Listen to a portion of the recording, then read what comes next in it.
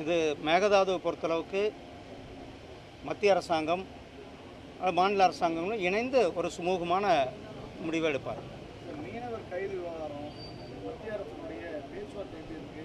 இலங்கை அரசு இதை சம்பந்தமாக என்னென்ன விஷயங்கள் சொல்கிறாங்க? இரு நாட்டு மீனவர் பேச்சுவார்த்தை எப்போ தொடங்கும்? பாருங்க, மீனவர்கள் விஷயத்தை பொறுத்தளவுக்கு நான் ஒரு டீட்டெயிலாக சொல்ல விரும்புகிறேன். ஏன்னா நான் இதுக்கு முன்னாடி மீனவர் நலத்துறை என்னுடைய அமைச்சராக இருந்ததுனால முதல்ல மீனவர்களுடைய நலனுக்காக ஒரு தனி அரசாங்கத்தை கொண்டு வந்தது நம்மளுடைய பிரதமர் திரு நரேந்திர மோடிஜி அவர்கள். அது மட்டுமல்ல, மீனவர்களுடைய வாழ்க்கை மேம்பாட்டிற்காக கிட்டத்தட்ட 40,000 கோடி ரூபாய் முதல்ல இந்த 10 ஆண்டுகளில் தான் ஒதுக்கி. இதுக்கு முன்னாடி 2014க்கு முன்னாடி அவர்கள் ஒதுக்கப்பட்ட விதி வெறும் 400 கோடி ரூபாய் தான் மீனவர்களுக்கு ஒதுக்குனாங்க. ஆனால் இந்த 10 ஆண்டுகளில் மட்டுமே 40,000 கோடி ரூபாய் மீனவர்களுக்கு நிதி ஒதுக்கப்பட்டிருக்கிறது. பிரதமருடைய மீன்வள மேம்பாட்டுக்கான திட்டம், அதாவது பிரைம் மினிஸ்டர் மத்ஸ்ய சம்மத யோஜனா என்ற திட்டத்தை நாம் நடைமுறைப்படுத்தி கொண்டிருக்கிறோம். மீன்வளத்தை பெருக்கி கொண்டிருக்கின்றோம். மீன்வளம் நம்மளுடைய மீனவர்கள் ஆழ்கடலில் போய் மீன் பிடிக்க வேண்டும் என்பதற்காக ஆழ்கடல் மீன்பிடி படகுகளை கொடுப்பதற்கு 60% மானியம் ப்ளஸ் 30% கடனோட, பேங்கினுடைய கடனோட அவங்க ஆழ்கடலில் போய் மீன் பிடிப்பதுன்னா இன்னும் அவர்களுக்கு மீன் வளம் நிறையா கிடைக்கும், அதை ஏற்றுமதி செய்யலாம் என்பதற்காக ஆழ்கடல் மீன்பிடி தொழிலை ஊக்குவித்திருக்கிறோம். அதே போல் இந்த நீங்கள் சொல்கிற அந்த பாக் ஜலசந்தியில் தான் இந்த பிரச்சனைக்குரிய பகுதி.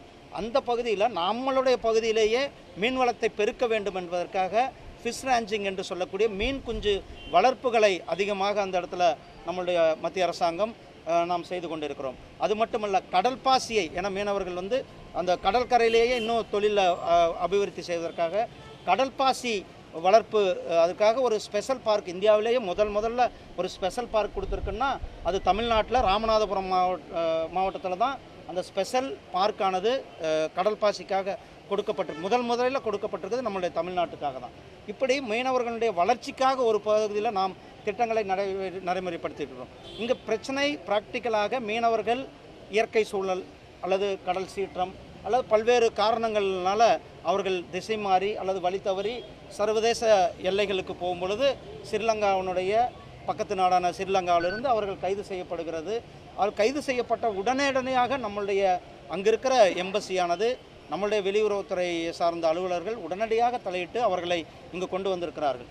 மீனவர்களுக்கு அதாவது ஒரு ஜாயின்ட் கமிட்டி இருக்கிறது. தமிழ்நாடு அரசாங்கமும் இலங்கை அரசாங்கமும் மத்திய அரசாங்கமும் போட்டு ஒரு ஜாயின்ட் கமிட்டியானது இருக்கிறது. இந்த ஜாயின்ட் கமிட்டி கூட்டமானது அதிகாரி லெவல் மட்டத்தில் அந்த கூட்டமானது தொடர்ந்து நீங்கள் எப்போ தொடர்ந்து நடந்து கொண்டு தான் இருக்கிறது. ஒவ்வொரு பீரியாடிக்கெல்லாம் அந்த கூட்டம் நடந்து கொண்டு இருக்கு. அது மந்திரிகள் அளவில் கூட்டம் நடக்க வேண்டியது கொரோனா காலம், அப்புறம் அங்கிருந்த அரசியல் சூழ்நிலைகள், இதெல்லாம் பல்வேறு காலனால தள்ளி போய் நான் இருக்கும் பொழுது கூட அதுக்கான ஒரு கூட்டம் ஏற்பாடானது. அதுக்கு பிறகு அங்கிருந்த அரசியல் நிலைத்தன்மையற்றதுன்னு இருந்ததுனால அங்கே கூட்டங்கள் தள்ளி போயிருக்கு. ஆனால் நாம் எந்த நேரத்திலையும் கூட நம்மளுடைய மீனவர்களை உடனடியாக அங்கு கைது செய்யப்படும்போது உடனடியாக அவர்களை மீட்டு கொண்டு வந்து கொண்டிருக்கின்றோம்.